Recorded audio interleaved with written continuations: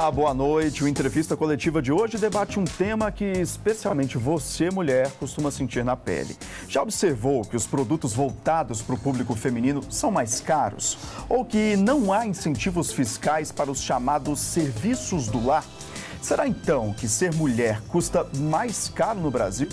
Quem nos ajuda a responder essas e outras perguntas é a Isabelle Rocha, conselheira do CAF e também mestra em Direito Tributário, não é isso, Isabelle? Isso aí, Fábio. Boa noite. Boa noite. Olha, quem também está com a gente aqui hoje é a Sara Félix, presidente da Associação de Funcionários Fiscais do Estado. Boa noite, Sara. Boa noite. E aqui na mesa também o nosso comentarista de política, Orion Teixeira. Boa noite, Orion. Boa noite, Fábio. Boa noite, Sara. Isabelle, prazer recebê-las aqui. Eu vou começar o nosso debate, Isabelle, com você. Quando a gente fala ou pergunta, né, se é mais caro no Brasil ser mulher, a gente está falando exatamente de quê? Bom, a gente tem dois aspectos que respondem essa sua pergunta. Eu posso dizer que é mais caro ser mulher não só no Brasil como no mundo todo, porque os produtos femininos são mais caros. E isso é um fenômeno comercial, econômico, de precificação mesmo. Mas eu também posso dizer que os tributos, de um modo geral, incidem de forma mais pesada sobre as mulheres. E tem razões para que isso aconteça. Essas razões, quando a gente fala, por exemplo, até de um produto que a gente compra no supermercado, talvez um simples gilete pode ser mais caro quando é um gilete para o público feminino, por exemplo, principalmente quando ele tem aquela cor rosa, né? Isso aí. Por que isso? Pois é, não só o gilete, a gente chama isso inclusive de pink tax, né? A taxa rosa, o imposto rosa. O simples fato de ser rosa, e aí por ser rosa ele está destinado ao público feminino, já faz com que o produto seja mais caro. A gente tem várias e várias pesquisas acadêmicas sobre esse assunto que simplesmente não justificam o motivo disso ser mais caro. A gente já pensou, por exemplo, que poderia ser porque a tinta rosa, será que é mais cara na hora de produzir? E não, ela não é mais cara. A única justificativa para isso é cultural, no sentido de se acreditar que mulheres gastam mais, e gastam mesmo, né? Mas, mais uma vez, também tem razões por isso. E, por outro lado, tem produtos que têm tributação mais cara e que são utilizados só por mulheres ou mais por mulheres, como, por exemplo, os produtos de contenção de sangue menstrual, ou então os produtos de cuidado, bombas de amamentação, e aí tem vários exemplos que a gente pode dar sobre isso. Sara, qual a sua visão sobre isso? Porque a tributação ela tem alguma influência sobre as desigualdades, ou muita influência nas desigualdades brasileiras de forma geral, não só de gênero, né? Qual que é a relação de tributação e desigualdade no Brasil? Olha, o modelo de tributação dos produtos, da tributação do consumo no Brasil, principalmente no que se refere ao ICMS, que eu vou citar como um dos exemplos, porque é onde tem uma incidência mais forte no consumo, hoje o modelo que nós temos dificulta você dar um tratamento diferenciado para o produto, por vários fatores. Um desses fatores é que quando você dá uma tributação diferenciada para um determinado produto, você alcança também categorias que não necessitariam daquele benefício tributário, e isso tira receita do Estado e inibe a prática de políticas públicas. E também porque, como nós temos uma incidência por dentro, não existe um controle, não existe como mensurar se efetivamente aquele benefício fiscal chega na ponta, no consumidor, na consumidora.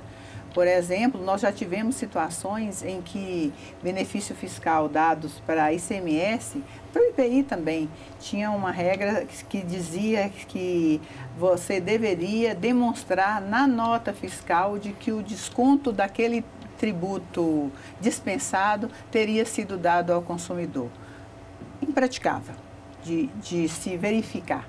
Né? Então, na prática, os benefícios fiscais são dados, o Estado abre mão de receita e ele vira meramente lucro e não chega na ponta para o consumidor. Essa é a dificuldade, é um gasto tributário que não chega na política pública que precisa ser alcançada. Aprofundando, viu, Fábio, essa discussão de desigualdade, professora Isabelle, como é que fica essa questão de... Você usa a expressão do imposto do ser.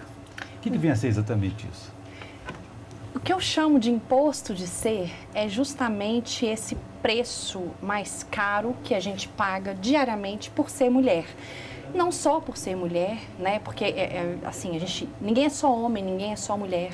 Então, uma mulher negra periférica, uma mulher negra já está pagando um preço mais alto para existir do que um homem branco, por exemplo. Então, quando eu uso a expressão imposto de ser, é meio que fazendo um jogo de palavras, inclusive com a tributação, que é mais cara, né? Acaba sendo mais caro para essas pessoas. E é isso, esse preço mais alto por existir, para existir na sociedade. Essa desigualdade ela fica ainda mais evidente quando a gente pega alguns números, né? Por exemplo, um jeans básico das mulheres chega a ser 23% mais caro do que um modelo masculino. E a gente está falando de uma peça super comum que todas as pessoas têm no guarda-roupa, né? Isso, inclusive, um levantamento da Escola Superior de Propaganda e Marketing da ISPM. Agora, como igualar isso? Se a política pública acaba se dissolvendo no meio de todo esse processo, como fazer uma mudança assim? Como que esse produto, então, tão comum como a gente deu exemplo aqui, pode ser mais páreo, mais igual para todo mundo? Olha, eu posso trazer uns dados também, que eu acho que é interessante para exemplificar, para tornar mais clara essa questão da diferença da tributação. Eu participo de um grupo de estudos, que é um grupo de estudos de tributação e gênero da FGV em São Paulo, coordenado pela professora Tatiane Psitelli e por procuradoras da Fazenda Nacional. E nós estamos estudando isso desde 2020, pelo menos, no grupo de estudos. E a gente já tem pesquisas acadêmicas que demonstram essa diferença de tributação nos produtos de consumo. Ou seja, eu tenho o problema do preço, que é comercial, mas eu também tenho o problema tributário. E a gente enfrenta isso, que a Sara falou, que de fato é um problema. É difícil transmitir para o consumidor aquele benefício fiscal. Mas, por outro lado, eu não posso ignorar, por exemplo, que as fraldas infantis têm uma tributação total média de 24,5%, enquanto preservativos têm 9,25%. Então preservativo, que é um item essencial, tinha que ser mais caro, tributar mais? Não. Mas a fralda deveria ser mais tributada que o preservativo, é aí que mora o problema. Tem um outro que impressiona muito, bomba de amamentação tem uma tributação total média de 27,25%.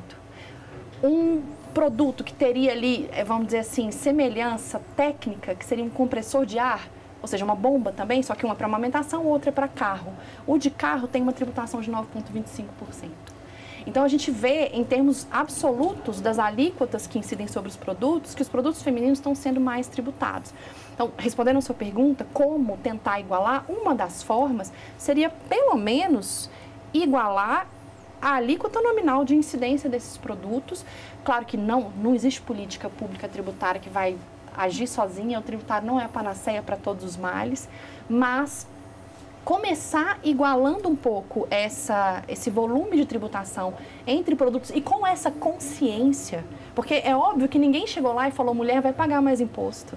Não, é um efeito da forma como o sistema foi sendo construído, porque as pessoas que estão lá construindo não se tocaram mesmo disso. Então, igualar passaria também por uma questão de tomada dessa consciência e busca de uniformizar, pelo menos, um pouco mais essa tributação. Uma visão cultural que foi normalizada, naturalizada, né? Mas a partir dessa constatação, dessa conscientização, nós estamos diante de uma oportunidade, de uma campanha. Do ponto de vista da legalidade, Sara, se a Constituição diz que homens e mulheres têm direitos iguais, onde a gente pode começar essa reação? Olha, esse caminho, e principalmente no âmbito dos fiscos, buscou-se igualar a tributação. Inclusive, quando se discutiu reforma tributária, agora que ensejou com o ensejo da PEC 132, a ideia original é que a gente tivesse uma alíquota única para todos os produtos, para que a política social ela fosse feita em apartado. Por isso surgiu um dos principais defesas dos fiscos foi da devolução do imposto, que a gente chama de cashback, né, aquela devolução. Isso foi defendido com muita seriedade pelos fiscos para que a gente tivesse uma tributação uniforme. É claro que chegar nesse desenho é um desenho muito difícil de se alcançar, né? Porque a diversidade dos produtos, a diversidade entre mercadorias e serviços, isso não permitiria ser 100%. Mas, quando veio a emenda constitucional 132, começou-se a incluir vários tratamentos diferenciados para, por exemplo, aí veio cesta básica, vieram alguns produtos farmacêuticos que foram sendo tratados. E que bom que houve a iniciativa para se incluir alguns produtos, foram poucos produtos, né, que são os absorventes higiênicos, tampões, coletores menstruais, para isso favorecer essa política das mulheres. Isso somente seria suficiente? Precisa se mensurar se efetivamente isso vai surtir resultado. Mas a emenda constitucional trouxe também essa possibilidade de avaliação quinquenal do efeito dessa política para as mulheres, da eficácia dessa política. Isso facilitará, né, com a entrada em vigor da CBDS e do IBS, se verificar a efetividade dessa política, porque o Estado vai estar abrindo mão de receita importante para as políticas, a realização das políticas sociais, mas elas precisam ser eficazes, porque o que se fez até hoje, a gente identifica, nunca se mensurou, mas a gente não tem uma percepção de que chega na ponta. Agora, Sara, a gente sabe que, ainda falando sobre políticas públicas, né, a gente sabe que, historicamente, a participação das mulheres dentro da política, ela vem aumentando, mas sempre esteve muito abaixo em relação aos homens. E, falando de políticas públicas, a gente depende que essas políticas sejam pensadas ali dentro para que elas possam chegar até essas mulheres. Muitas vezes são homens falando de benefícios ou de mudanças para mulheres.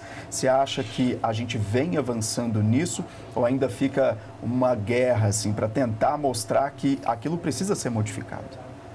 Isabela falou da diferença dos produtos, né? Quem constrói não tem essa sensibilidade. A gente vê isso, inclusive, para dar um exemplo que é completamente fora disso, no que se refere ao tratamento de itens para a pessoa portadora de deficiência, principalmente de veículo. Eu vi que uma restrição que foi levada ao Supremo à discussão, porque perceber a necessidade desse tratamento diferenciado, você precisa um pouco viver. E num congresso de homens brancos, dificilmente, por mais sensibilidade que essas pessoas tenham, eles não vão conseguir alcançar a importância de praticar uma política adequada para alcançar essas pessoas que precisam de ser atendidas. Mulheres em posições, então, como a sua, fazem diferença. Acaba que tem essa responsabilidade. A gente não tem o poder do voto lá no Congresso Nacional, mas a gente pelo menos se esforça para influenciar nas decisões, para que isso seja atendido. Mas, Isabela, apesar dessa pouca conscientização dos homens em relação às características, né, dos produtos femininos, por outro lado, nessa disparidade que a gente vê aí, lanchas e armas de fogo têm incentivos fiscais. Então, há muita consciência de outro lado, né? Então, acho que vamos falar sobre isso, né? Primeiro, assim, por isso que representatividade importa sim, né? Embora seja um clichê e pareça e tenha virado, infelizmente, em algumas vezes, discurso vazio, representatividade importa sim. E eu não posso deixar de mencionar que essa vitória que você comentou, foi vitória fruto do trabalho desse nosso grupo de estudos, encabeçado pela Luísa Machado, que inclusive é autora da pesquisa cujos dados eu citei, né, da diferença da tributação.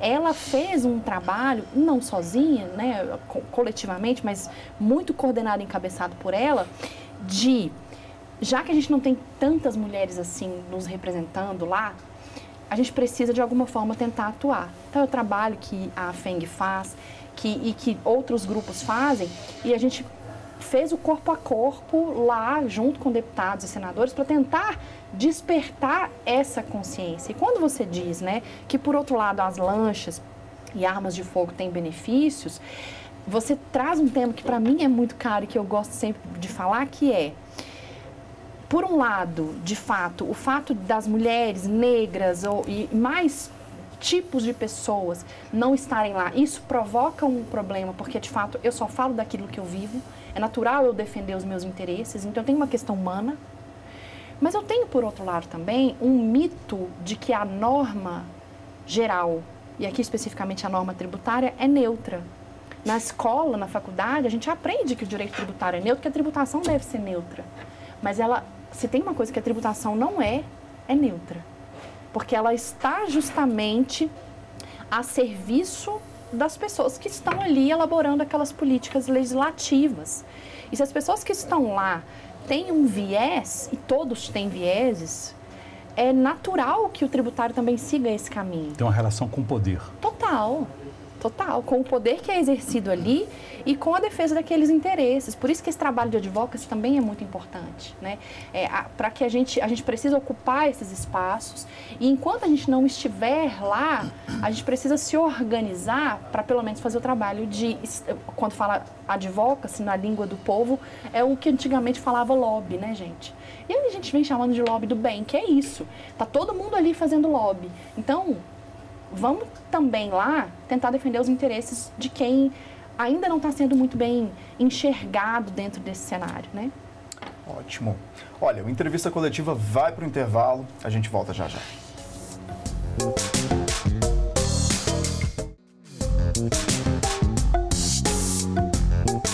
De volta com a Entrevista Coletiva, que recebe a conselheira do CARF, o Conselho Administrativo de Recursos Fiscais, Isabelle Rocha, e também a presidente da Associação de Funcionários Fiscais do Estado de Minas Gerais, Sara Félix. Olha, eu vou começar esse bloco começando com você, Isabelle, sobre sobrecarga invisível das mulheres. Porque a mulher que está no mercado de trabalho ainda chega em casa, tem todo um sistema que precisa ser feito para conseguir dar conta de cuidar dessa casa, dos filhos, ainda isso é muito enraizado. Quando a gente fala dessa sobrecarga, é sobre isso, né? É sobre isso e é algo que, por exemplo, para mim, que estou estudando isso, parece que é até repetitivo, mas para a maioria das pessoas não é, então a gente precisa ainda falar, né? E existe um trabalho que, de fato, é invisível, e às vezes é invisível até para a própria mulher. E aqui a gente trazendo questões do nosso dia a dia mesmo, porque nada eu estou o tempo todo dentro daquilo que eu estou falando, né? Às vezes as mulheres vão se identificar talvez mais com isso. Você chega no final do dia ou no final de uma semana e você está exausta, você não está conseguindo fazer o seu trabalho remunerado bem e você pensa, meu Deus, eu não sirvo mais para isso, o que está acontecendo comigo, eu estou doente e tal. Aí se você parar e respirar 5 minutos e lembrar de tudo que você já fez na última hora, talvez até, ou desde quando você acordou, você vai falar, cara, só estou muito cansada.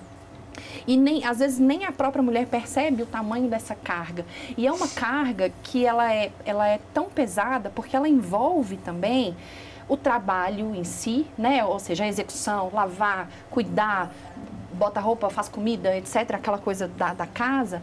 Mas quando tem um companheiro também, por exemplo, falando de um casal heterossexual, e aí o cara pode até dizer, não, eu ajudo a minha mulher, ou a mulher diz, meu marido me ajuda. É aquela história, primeiro que não deveria ser ajuda, né? Deveria ser, você mora nessa casa, então você também tem papéis para cumprir ali. Mas tirando isso, muitas vezes a gente se vê sobrecarregada e falando assim, gente, por que o fulano simplesmente não colocou o papel higiênico no banheiro? E a minha sobrecarga é tão grande que eu não tenho energia para pensar em pedir e orientar como que ele vai fazer. E às vezes os homens reclamam, eu não faço também porque quando eu faço minha mulher fala que ficou ruim, que não ficou do meu jeito. Ou seja, passa por uma conscientização que é profunda, que norma nenhuma vai resolver e que tem que ter disposição de todos os lados. Ou seja, os homens também precisam se responsabilizar por esse trabalho e se responsabilizar de forma qualificada, ou seja, eu vou fazer e vou fazer bem feito. Se não ficou bom da primeira vez, não aprendi, etc., claro, tem que ter uma organização familiar para aquilo. Mas, a partir do momento em que os homens não se interessam tanto por esse assunto, as mulheres continuam sobrecarregadas. E enquanto eu estiver gastando 3 vezes mais tempo do que você para cuidar da nossa casa, para deixar o nosso filho apresentável para a escola, eu não vou ter a mesma energia, a mesma inteligência e o mesmo tempo que você tem para fazer networking, por exemplo, depois do trabalho e conseguir aquela promoção. Porque eu tenho que buscar um menino na escola e coisas assim. Então, dei só alguns exemplos do quanto essa sobrecarga traz efeitos econômicos para a carreira e, em maior escala, para a economia, de um modo geral. Sua visão, Sara, como é que é a sua experiência? Porque a mulher se dedica muito mais, a dizer, em primeiro lugar, à família, aos filhos e trabalho também. Mas os homens ficam mais no trabalho e pensam na família depois. E trazendo dificuldades para isso, traz esse desequilíbrio na relação doméstica. Como é que você é? Esse desequilíbrio é gritante. Os homens que eu considero inteligentes, eles precisam observar isso. Inclusive perceberem que muitas coisas que eu não sei fazer, eles têm competência, capacidade, têm capacidade cognitiva para aprenderem da mesma forma que as mulheres aprenderam a fazer. Se eles pensarem bem e agirem nesse sentido, eles vão ter melhores companheiras, né? Vão ter melhores companheiras, eles vão ter uma mulher de mais sucesso, uma mãe mais, no caso das pessoas que optaram por ser mães, mãe mais leve, mais suave, com mais atenção, capacidade, e não vai ter aquela mulher que de tão cansada fica, como normalmente os homens falam, está histérica. A histeria que se denomina é o cansaço excessivo, o tanto que é exigido dessas mulheres. Então, essa postura que a Isabelle menciona que os homens precisam ter, essa postura é dos homens inteligentes e que percebem que podem mudar, inclusive, o futuro dos seus filhos com essa mulher mais bem cuidada. É esse o olhar que eu tenho, mas não é o que eu vejo na maioria dos casos. Fábio, nós temos que aprender muito ainda. Vamos voltar à tributação aqui, Isabelle, porque é o seguinte, eu queria saber de você é uma estudiosa da tributação, a relação que ela tem, por exemplo, com o desenvolvimento econômico. Perfeito. E também os efeitos de uma concentração de renda, como é o nosso caso do Brasil. Maravilhoso. Ótima pergunta, obrigada.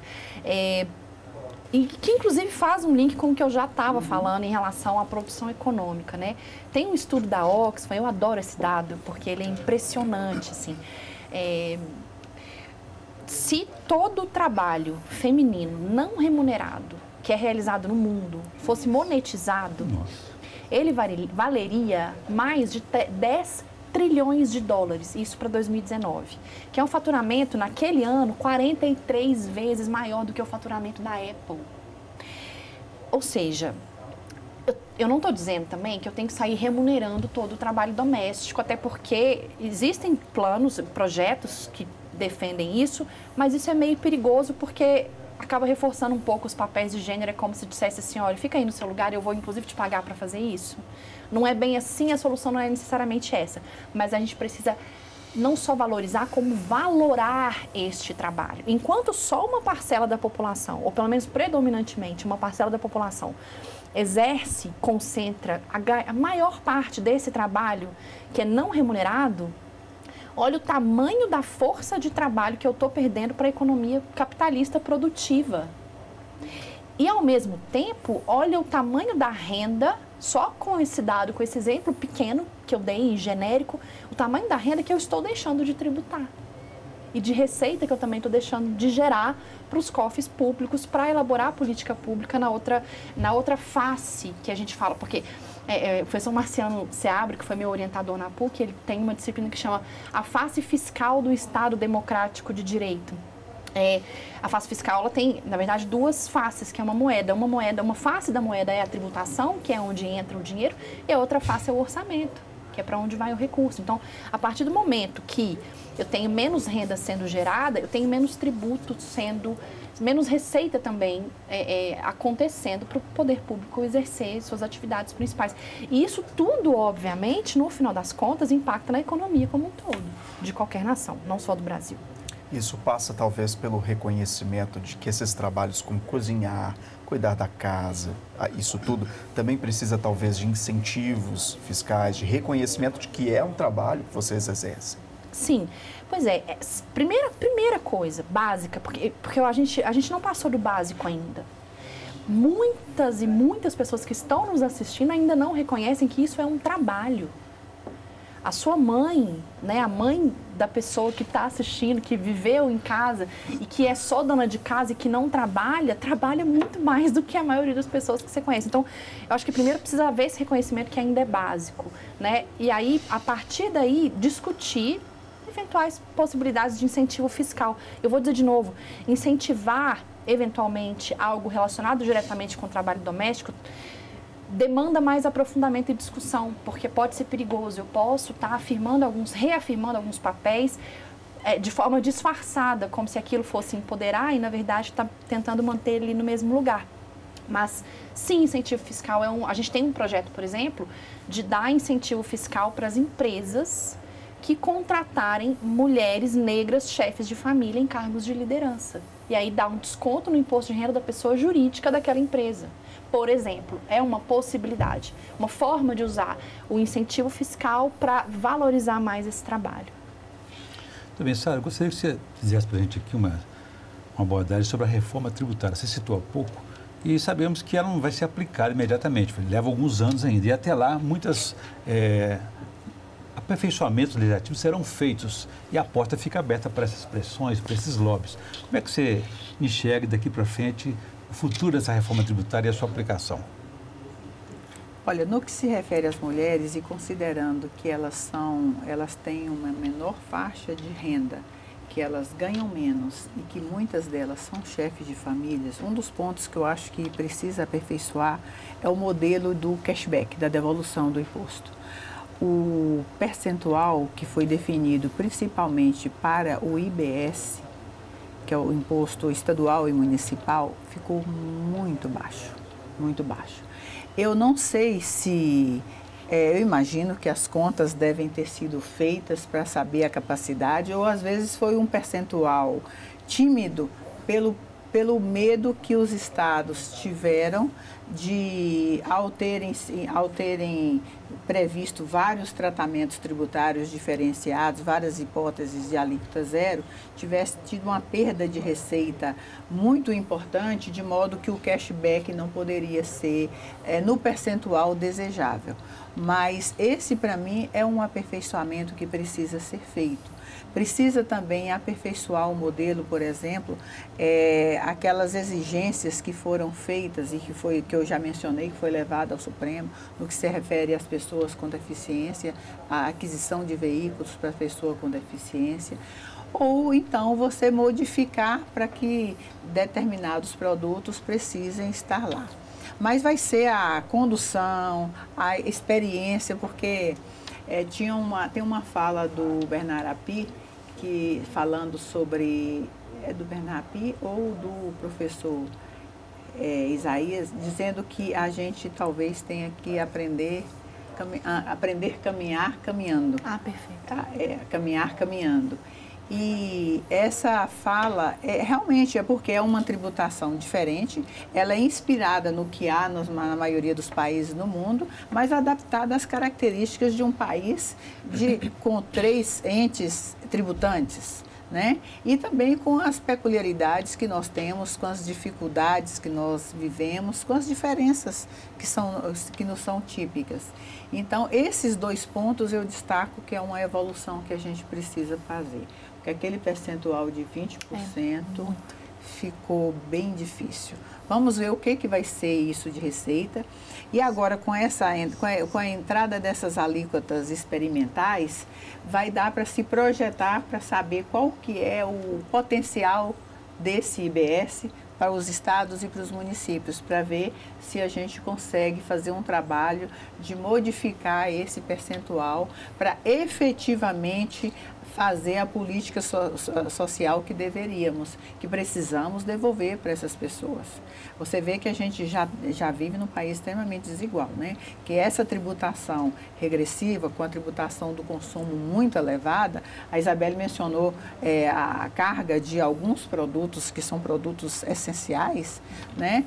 Mas ela tem uma incidência muito maior sobre as pessoas mais pobres por conta de estar centrada no consumo e não na renda, né? É claro que tem esse projeto que está caminhando aí para melhorar a tributação da renda, para amenizar para as pessoas que ganham até R$7.000, né? Mas isso ainda é pouco, né? À medida que as pessoas mais ricas começarem a pagar mais tributo, a gente consegue também aliviar mais para as pessoas de menor renda e aí, quem sabe, fazer uma devolução mais justa para quem efetivamente precisa, para alavancar o desenvolvimento, o crescimento dessas pessoas. Agora, Isabelle, a Sara falou duas coisas importantes aqui: desigualdade social e igualdade de gênero. A gente já falou aqui, você também citou, né, Sara, que as mulheres ganham menos do que os homens, os estudos, né, os números nos mostram isso. E quando a gente tem essa desigualdade no próprio imposto e tudo que é cobrado dentro do consumo, isso fica ainda mais evidente. A gente tem falado aqui muito de política pública, mas tem uma parte que talvez venha também do setor privado, que vem das empresas que podem equiparar, por exemplo, salários dessas mulheres. É isso? Sem dúvida nenhuma. E aí, inclusive, esse é um ponto que sempre fica complexo, porque na maioria das vezes quando a gente discute isso, a gente fica só no público, e eu acho muito bom você trazer o privado, porque o privado também precisa ter responsabilidade na promoção de igualdade, ou no mínimo, pelo menos, da redução dessa igualdade enorme que a gente vive. Há pouco tempo, não sei se foi 2022 ou 2023, veio a Lei de Igualdade Salarial, né? Ou seja, determinando que as empresas paguem salários próximos. E houve também, foi criada a obrigação das empresas declararem internamente, né, declararem para a Receita, as maiores empresas declararem para o INSS, enfim, para o governo, os salários dos seus funcionários. Muitas e muitas empresas ajuizaram ações e estão dentro do seu direito, tudo bem, para não precisarem liberar esses dados. E ok, é um exercício democrático do direito de ação, mas isso é um sintoma, né? Se eu não quero dizer, é possível que haja, de fato, algum problema nisso. Então, sim, o poder, né, as empresas privadas precisam se responsabilizar também nessa busca por igualdade. Orion? Temos mais um tempo, uma pergunta aqui. Sara, eu gostaria de saber a situação em Minas Gerais, com essa desigualdade da tributação de gênero. Aqui também é dessa forma? É igual. É igual, a gente vive as mesmas dores, né, vive as mesmas dificuldades e também os mesmos desafios. Nós temos desafios fiscais e aí vem o temor de você fazer tratamentos diferenciados e fazer o que eu dizia, não chegar em quem efetivamente aquela política foi dirigida, que é o que a gente verificou na maioria dos casos com esse modelo tributário que a gente tem hoje com o ICMS. Isso é o que acontece. Muito bem. Isabelle, uma última pergunta bem objetiva aqui para você, para a gente poder encerrar. Como que a gente pode, a partir dessas mudanças que foram ditas aqui, mudar tudo isso? Olha, eu acho que, principalmente considerando o público desse programa, o simples fato de estar aprendendo, disposto a conhecer mais sobre o assunto, já é um grande avanço e é algo fundamental. Perfeito. Gente, o Entrevista Coletiva está terminando. Muito obrigado pela presença aqui, viu, Isabelle? Sara, muito obrigado também pelo seu sim, por debater assuntos tão importantes aqui para nós. Obrigado a você também pela audiência, pela companhia. A gente volta na semana que vem. Você pode rever este e outros programas no nosso canal do YouTube. Boa noite, bom fim de semana e até lá.